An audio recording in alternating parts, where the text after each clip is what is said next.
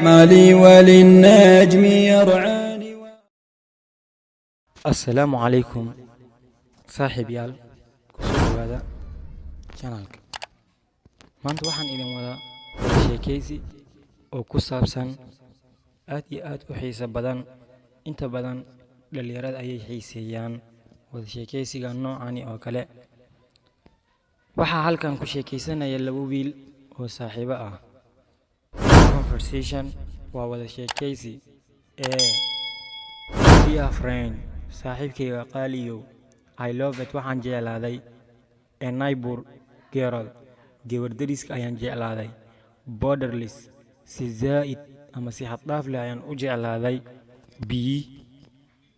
why sababtee don't you expose aad ugu bandhigan weysay your why sababtee don't you expose aad ugu sheegan weysay your affection jecelkaaga to her iyada I aniga wanted waan rajaynaya inaan u sheegto jecelkayga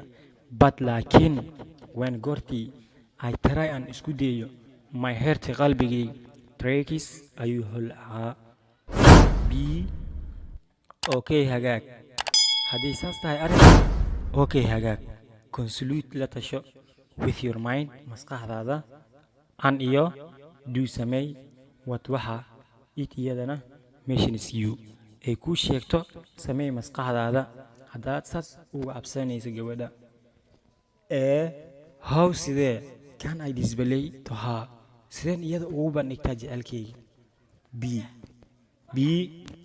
if haddii you can't aadan awoodin by your mouth by mouth afkaaga you can bilateral inaad warqad ugu sii qortaa waa inaad warqad ugu sii qortaa haddaadan afka aadan ka sheegan karin jecelkaaga I will attempt it waan isku dayay but laakiin how sidee I can transfer aan ugu gudbiyaa warqadda haddaan warqad aan qoro how can I transfer sideen ugu gudbiyaa to her iyada b if haddii you don't know aadan aqaadin love jecel why sababtee do you adiga make aad u samaynaysaa it jecelka in the name of the Lord magaca alle ayaan ku dhaaranayaa the movement of the affection jecelka doesn't miss looma waayo fuu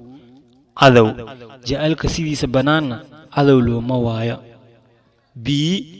love in bore is not simple love in bore jecel faqri galay is not simple ma fudud fadlan haddaad ku cusub tahay janalka subscribe noo saar haddaad la joogtayna waad ku mahadsan tahay la jaanqaadkaaga cashirkiisii ilaa aan ku kulmi doono waxaan idin leeyahay wasalaamu calaykum waraxmatullaahi wabarakaatu